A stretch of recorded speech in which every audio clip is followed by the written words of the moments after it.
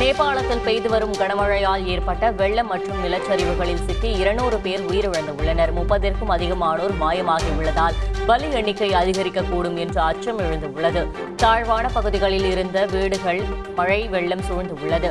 முக்கிய சாலைகள் வெள்ளத்தால் துண்டிக்கப்பட்டுள்ளதால் தலைநகர் காத்மாண்டு தனித்தீவாகியுள்ளது. மேலும் நாட்டின் பெரும்பாலான பகுதிகளில் மின் விநியோகம் பாதிக்கப்பட்டுள்ளது.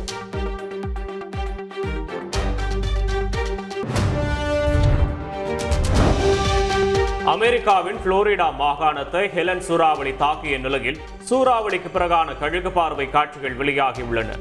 லாங்போர்ட் பகுதியில் சூறாவளி தாக்கியதால் வீடுகள், சாலைகள் சேதமடைந்தன.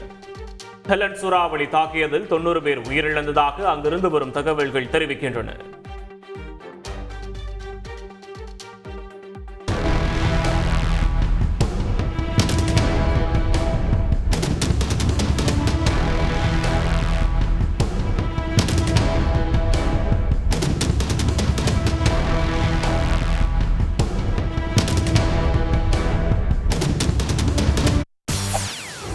செய்திகளை உடனுக்குடன் தெரிந்து கொள்ள உடனே சப்ஸ்கிரைப் பண்ணுங்க.